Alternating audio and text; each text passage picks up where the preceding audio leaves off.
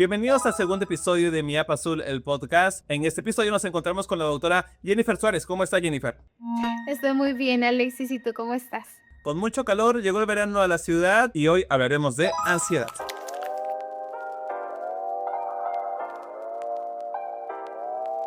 Es un tema súper interesante, además porque después de pandemia las cifras también son interesantes. Si usted está en su casa, donde quiera que esté, vaya y descargue el aplicativo Mi App Azul en Google Play. Mi App Azul ha llegado para quedarse y para poder cambiar la vida de muchas personas. Así que vaya y descargue el aplicativo en Google Play. Bien, Jennifer, ¿cómo podemos definir la ansiedad? Te lo dejo a ti. Claro que sí, mira.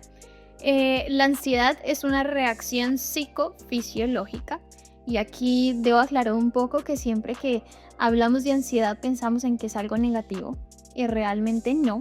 La ansiedad como síntoma es una alerta de nuestro cuerpo y tiene la función de prepararnos para el futuro. Ya se empieza a convertir en un trastorno cuando es permanente, cuando no es funcional, cuando interfiere en nuestra vida cotidiana y cuando empieza a dejar secuelas en nosotros. Pero si hablamos únicamente del término ansiedad, la ansiedad es funcional, nos prepara y nos sirve para enfrentarnos a temas futuros. Hay un tema con redes sociales. Todos estamos hablando de ansiedad, pero a veces con poca responsabilidad sobre el tema, porque muchos se autodiagnostican. ¿Qué es lo que tú recomiendas antes de decir, creo que tengo ansiedad? Yo creo que este tema es un tema un poco controversial, porque si bien la tecnología ha traído consigo mucha más información rápida y al alcance, también ha traído mucha desinformación. Cualquier cosa lo googleamos, ahí lo encontramos, pero no todas las fuentes son verídicas, no todas las fuentes son confiables. Y quiero dar un dato curioso. La palabra ansiedad fue la palabra más buscada durante toda la pandemia, pero como lo veíamos, la ansiedad hace parte también de nuestra vida. Sin embargo, cuando empieza a convertirse en un problema y empezamos a tener diferentes síntomas como problemas en la alimentación, empezamos a estar en un estado de hiperalerta, no sentir que algo malo nos va a pasar, cuando empezamos a tener problemas para conciliar el sueño, cuando empezamos a tener problemas de concentración. Creo que lo más sano hablando de redes sociales es, primero busquemos páginas que sean confiables y obviamente si sentimos que tenemos un problema, pues lo que debemos hacer de forma responsable con nosotros mismos es buscar ayuda psicológica. Y para eso también estamos aquí hoy. Dime algo, ¿la pandemia vino a destapar una olla que estaba a punto de reventar? Voy a dar la respuesta más políticamente equilibrada y es que ambas cosas. Todos seguramente teníamos un ritmo de vida, estábamos acostumbrados a nuestra rutina y cuando viene pandemia pues eso nos saca de toda rutina, entonces necesariamente la pandemia fue como un catalizador para darnos cuenta de eso que no nos estábamos dando cuenta. Con el encierro también empezaron, por ejemplo, las claustrofobias, con el encierro empezaron los trastornos del sueño, muchas personas incluso desarrollaron estrés postraumático, trastorno de estrés postraumático e incluso las cifras se calcula que aumentó la ansiedad, la depresión y el estrés en un 25%. Antes no veíamos tanto los niños con depresión, tanto los niños con ansiedad hasta que vino la pandemia. Y para nadie fue fácil tener que adaptarse a este entorno de forma voluntariamente obligada, quedarnos en casa, ajustarnos, adaptarnos de forma rápida y prácticamente que continuar porque todos teníamos que seguir o trabajando o estudiando. Entonces fue una situación de problemas de adaptación que necesariamente también generó ansiedad. Siempre se normalizó el tema de la preocupación o el tema del ¿qué va a pasar? Estoy preocupado, estoy alerta, alerta, alerta. La preocupación claramente no soluciona nada. Solamente es sobrepensar, sobrepensar, sobrepensar y puede desencadenar en otros cuadros, ¿o me equivoco? Exactamente. A eso nosotros, digamos que en términos psicológicos los llamamos rumiación cognitiva. Y precisamente es esa rumiación cognitiva, estarle dando vueltas a una idea todo el tiempo, lo que nos permite en muchos casos ni siquiera actuar. La preocupación está formada de dos palabras. Pre, antes de, ocupación, saber ocuparse. Y cuando nosotros usamos esa capacidad de planear, de diseñar, de proyectar antes de ocuparnos, pues es algo funcional. pero deja de ser funcional cuando únicamente nos quedamos en el pensar y sobrepensar y darle vueltas, y sobre todo cuando empezamos a pensar que lo que va a pasar es algo negativo. Entonces eso puede paralizarnos, y la emoción de base detrás de la ansiedad es el miedo. Y el miedo muchas veces evita que hagamos ciertas cosas que debemos hacer, o nos hace hacer ciertas cosas que no debiéramos y que por el contrario terminan afectándonos a nosotros. Entonces no es para nada funcional quedarnos todo el tiempo en la rumiación cognitiva. Por cierto, al correo que va a aparecer aquí en pantalla, escríbanos sus casos o si no por redes sociales, porque cuando nos hagamos en entrevista a los doctores, vamos a hablarle de esos casos y vamos a poder desarrollar sus temas, sus situaciones y poder darle una perspectiva a lo que está ocurriendo. Pero vuelvo al tema. Me ha pasado muchas veces este estrés, ansiedad por el futuro, por el mañana. Empieza a somatizar. Suelo tener cuadros de ardor en la piel, los dolores de cabeza, dormir menos, el tema de la alimentación, incluso la digestión. Y conozco muchos casos de esos. ¿Ahí se puede hablar de un trastorno de ansiedad generalizado o me estoy equivocando? Digamos que la ansiedad tiene como sus componentes, ¿no? Y aquí estamos hablando también de la parte fisiológica. Y es que la ansiedad trae consigo manifestaciones. Y muchas veces cuando nosotros tenemos nuestro sistema nervioso sobrecargado, pues empieza toda esta sintomatología ansiosa, que como tú la describiste son muchos síntomas. Se habla de trastorno de ansiedad generalizada cuando tenemos una ansiedad que es permanente, que dura con el tiempo y que se expresa en diferentes contextos. Hay muchas personas que también sufren, por ejemplo, de ataques de pánico. Toda esta sintomatología junta, además, con la sensación inminente de morir, de que estoy en peligro, de que puedo perder la vida, y esto dura más o menos de 15 a 20 minutos. Como dura tan poco un ataque de pánico, pues la persona siente toda esta sintomatología, mientras va al médico, lo atienden, ya los síntomas han pasado, el médico lo examina, no encuentra nada y ojalá en muy pocas ocasiones termina remitiendo al psicólogo, pero casi nunca pasa eso. Entonces, sí, la persona empieza a experimentar síntomas, pero nunca se da cuenta que lo que está detrás es la ansiedad. Y por eso hay tantos casos de ansiedad que ni siquiera han sido diagnosticados. Y como no son diagnosticados, pues no son tratados, y por lo tanto la persona continúa con estos síntomas sin saber realmente qué es lo que le pasa. En este proceso, debo decir que pasé por cuadros de ansiedad muy fuertes. Pasé por el tema de ansiedad generalizada. La piel empezó a erosionarse por el exceso de trabajo, desencadenó temas en la piel y fue complicado. Ahí fue cuando recién dije, ok, algo está pasando, hay que ir con el médico. Y dije, no, psicólogo. Tú mencionas el tema de los ataques de pánico. Y justamente en pandemia me dio un ataque de pánico. Sentí como personas pasaban corriendo por mi lado y estaba como que entrando en pánico. Y cuando me di cuenta también era la ansiedad. Ya entendiendo esto, ¿realmente qué tan mal la pasa una persona que sufre con ansiedad? ¿Qué es lo que pasa por su mente? ¿Cómo identificamos a una persona con ansiedad? Realmente hay muchos síntomas que nos hablan de la presencia de ansiedad. Recuerden, siempre debe haber pues una dosis de ansiedad que nos permite prepararnos. Sin embargo, cuando estamos hablando de trastorno, estamos hablando también que desde la parte fisiológica existe tensión muscular, sudoración, existen incluso problemas respiratorios, problemas cardíacos, esa sensación de taquicardia que uno siente que el corazón se le va a salir y que está a mil a pesar de no haber hecho ningún esfuerzo físico. Se siente también en la parte digestiva.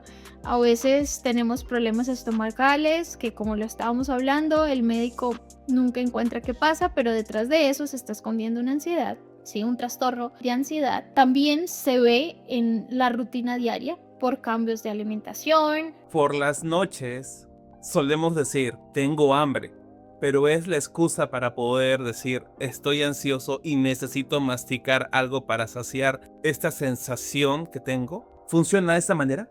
Porque puede que si nosotros le prestamos atención y hacemos un ejercicio muy juicioso como de autodescubrimiento, nos demos cuenta que nos pasa siempre que llegamos del trabajo, o siempre que nos acostamos en el sofá a ver televisión, o siempre que acabo de discutir con mi pareja, ¿no? Entonces ese es como nuestro refugio, la comida, y casi siempre se asocia a cierto tipo de alimentación. Entonces queremos es comer cosas fritas, cosas que tienen demasiados niveles de azúcar, y esa es como nuestra comida favorita. Ansiedad después de una separación. ¿También se puede generar ansiedad después de una ruptura amorosa? Cuando se da una ruptura amorosa o cuando se dan estos tiempos, por ejemplo, los famosos tiempos en una relación caracterizada por la incertidumbre, por el poco contacto, por reglas que no son claras, podemos todos experimentar ansiedad. Las cifras muestran que las mujeres tenemos el doble de probabilidad de desarrollar un trastorno porque nuestro cerebro anatómicamente y funcionalmente es distinto. Nosotras pasamos por ciclos en el mes en donde es probable que sintamos mayores síntomas de ansiedad. Hablemos de un embarazo. Un embarazo es algo que tanto en mujeres como hombres provoca incertidumbre. Finalmente es la mujer sintiendo todos los cambios hormonales, cómo su cuerpo se empieza a adaptar a generar una nueva vida. Entonces tenemos el doble de probabilidad de desarrollar un trastorno por ansiedad. El dejar de preocuparte es básicamente recordar que todo está bien, de que tienes que estar tranquilo. Si tú mismo no te lo dices, no lo vas a poder entender. Seamos sinceros, usted allí, nosotros acá y toda la gente que está por acá, queremos un poco de calma, un poco de paz. Y a veces, aunque muchos nos digan que todo va a estar bien, solamente requerimos que nosotros mismos entendamos y nos hablemos a nuestro yo. Todo va a estar bien, tranquilizarnos, saber de que por más que nos preocupemos demasiado o estemos intensos con un tema, las cosas no se van a solucionar. Bueno fuera que las cosas se solucionen por estar preocupados, nadie tendría problemas. Porque muchas técnicas funcionan es porque la ansiedad siempre está ligada con el futuro. Y cuando nosotros logramos hacer algo que nos traiga en el presente, que nos permita hacer atención plena, que nos permita ser conscientes de esto que nosotros estamos viviendo y empezar a identificar qué es lo que nos está pasando, ya ahí empieza a funcionar. Y desde el presente empezar a proyectarse de forma sana hacia el futuro. Y en el momento en el que equilibro mi capacidad y mi percepción de que puedo con esto, pues esos niveles de miedo empiezan a disminuir. Recordemos, en cualquier momento podemos volver a experimentar la ansiedad, pero a medida que nos empecemos a llenar de herramientas, pues esa percepción de control va a aumentar y vamos a poder tenerla bajo los niveles normales. Y ya en terapia lo que se trabaja, y por eso es tan importante también buscar ayuda, se trabaja en identificar, que es el primer paso. Si yo tengo una buena identificación, puedo tener una buena intervención. Se trabaja en gestionar, que es saber qué puedo hacer con mi emoción, de qué forma puedo enfocar esto que me está pasando y cómo hacerlo de una forma funcional. Y también se trabaja desde la regulación, que es aprender toda esta serie de técnicas que en terapia pueden funcionar. Y trabajando sobre estas tres cosas y aprendiendo a comunicar lo que me está pasando, pues es que podemos tener pues procesos exitosos y la sensación, como tú dijiste, de volver a tener paz y de saber que no importa qué pase en el futuro, voy a ser, con la ayuda de Dios, capaz de manejarla. Con el tema de ciertos trastornos que ya requieren no solamente ayuda psicológica, sino también psiquiátrica. Y la ansiedad creo que puede llegar a ese nivel en la que ya requiere cierta medicación para poder calmar ciertos niveles que normalmente no podemos gestionar. Se sataniza el tema de la medicación porque se presume, se entiende de que, me van a dormir. Hay este estigma de que la medicación tiende a anular tus funciones básicas. Este tipo de medicaciones no tienen por qué anular tus funciones básicas, solo tienen que regularlas. ¿Estoy en lo correcto? ¿Cómo hay que enfocarnos en esto? Hay cierta carga genética en el tema. Las personas con padres, tíos o familiares cercanos que tengan ansiedad tienen una probabilidad entre el 30 y el 50% de desarrollar un trastorno por ansiedad. Entonces, lo que se hace desde la psiquiatría es empezar a regular estos niveles para que haya mayor recaptación de serotonina, de dopamina, de estas sustancias que son súper importantes. Entonces, desde psiquiatría se encargan de regular a nivel neuroquímico estas sustancias. Ahora, que muchas veces los fármacos generen efectos secundarios, sí. Y eso va a depender también de cada persona, va a depender del fármaco, va a depender de las dosis, va a depender de los casos. Y por eso es tan importante que, uno, siempre haya buena comunicación con el psiquiatra, ¿sí? Para comentarle cómo nos vamos sintiendo y cómo la medicación se va sintiendo en nuestro cuerpo. Dos, que nunca vayamos a dejar el medicamento de forma abrupta, porque esto puede provocar algo que se llama efecto rebote, y es que pueden volver los síntomas y la persona puede sentirse incluso peor. Y 3, que siempre se haga los controles de forma rutinaria, que seamos súper juiciosos en este proceso, porque es la forma de garantizar que sea un proceso exitoso. A veces cuando hay ansiedad, simplemente no queremos nada. No queremos ni comer, no desean ni asearse, están todo el día metidos en su habitación anulados. Y si has pasado por eso, entonces creo que es hora de pedir ayuda. Creo que la educación en casa o el estigma de pedir ayuda psicológica ha dañado mucho a la sociedad como tal, desencadenando en el nivel de violencia que vemos afuera, incluso en las redes sociales aquí. Y saber que aquella persona que está viendo demasiado caos en su futuro, en su mañana, que está sobre preocupado por las cosas, que ha empezado a sentir que su cuerpo, su vida no es la misma, de que ha empezado a tener más cansancio, su apetito está fuera de control, su piel, su cuerpo, su salud está fuera de control y no sabes cómo o por qué. Creo que es tiempo de poder dar una pausa y decir, ok, tengo que replantear y saber por dónde ir y a quién tengo que buscar para pedir ayuda. Y es importante saber también dónde pedir ayuda. Cuando pasé por todos estos cuadros, no fue en mi casa donde encontré ayuda. La encontré con amigos fuera, con una mentalidad deconstruida para poder aceptar que las cosas que siempre hemos hecho no siempre están en bien, que hay cosas que hay que cambiar para mejorar. Tenemos que evolucionar para poder encontrar este punto de equilibrio en nuestra vida. Corrígeme en esto. La pandemia nos llevó a ya no ver tanto hacia afuera, sino metida en tu casa empezar a ver hacia adentro y ver de qué estás hecho realmente. Te enfrentó con lo bueno, lo malo, lo feo que tienes acá adentro. Estar en una situación así nos hizo confrontarnos sobre el valor de la vida, de qué forma me puedo adaptar frente a algo que me saca totalmente de mi zona de confort. Y empezamos a descubrir cosas en nosotros que tal vez no nos habíamos dado cuenta. Hoy por hoy se habla más del tema de la salud mental, sin embargo, como tú lo dijiste, aún está estigmatizado. A veces por cultura, tal vez pensamos que lo que necesitamos es tomar una rumbita y ya, los hombres un partidito de fútbol y ya se solucionó. Sin embargo, hay más cosas que nosotros podemos hacer para aprender. Esto es un proceso y no solo lo digo como psicóloga, lo digo como mujer. Y es que necesitamos empezar también a priorizarnos. Porque a veces, aún con un dolor de estómago, de pronto podemos ir al trabajo, lo hacemos de forma incómoda, pero cumplimos con lo que tenemos que hacer. Sin embargo, en un momento de ataque de pánico, en un momento en el que desarrollamos depresión, todo lo demás se paraliza. Entonces, la salud mental es igual o más importante que el resto de nuestras áreas, porque cuando nosotros estamos bien con nosotros mismos, cuando tenemos salud mental, tenemos salud emocional, más fácilmente podemos tener las herramientas para saber gestionar y manejar las cosas que nos suceden. Entonces, creo que la invitación es a que podamos asistir a terapia, como tú lo dijiste, #ayuda psicológica, a que podamos romper de pronto con algún estigma que tengamos o como nos hayamos criado o lo que nos hayan dicho, y que nos demos la oportunidad de empezar a hablar de eso que tal vez no le estamos contando a nadie. Y para mí como psicóloga que estoy al otro lado de la pantalla, también para mí será un gusto poder escucharlos, conocer sus historias y poder ayudarlos en este proceso. Por cierto, si estás en YouTube, suscríbete al canal y dale click a la campanita para que te puedan llegar todos nuestros videos. Si estás en Spotify, también síguenos.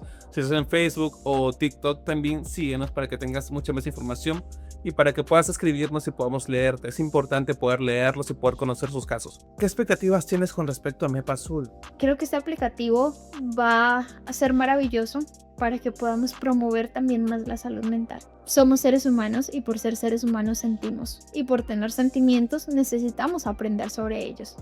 Y para seguir creciendo, evolucionando y transformándonos, necesitamos pues también tener una herramienta de cómo hacerlo. Y creo que Mi App Azul es la oportunidad de que llegue ayuda psicológica hasta esos lugares y hasta estas maravillosas personas que nos están escuchando y que están conociendo sobre este proyecto. Queremos que ustedes allí comenten aquí abajo qué temas quieren que toquemos. Envíenos sus casos o incluso si están en medio de un proceso complicado, escríbanlo. Bueno, reitero, descarga el aplicativo. Hay mucho para usted en este aplicativo en Mi App Azul vaya Google Play. El link está en el perfil de esta cuenta o en la caja de descripción. Vaya, descargue el aplicativo y agende su cita con la doctora Jennifer, con cada uno de nuestros profesionales que de verdad van a ser de mucha ayuda. Estamos empezando un camino muy largo. Muchas gracias por habernos escuchado en este episodio. Espero verlos en más episodios. Cuídense mucho. Hasta el próximo episodio. Eso fue Mi App Azul, el podcast. Cuídense mucho. Chao. Chao.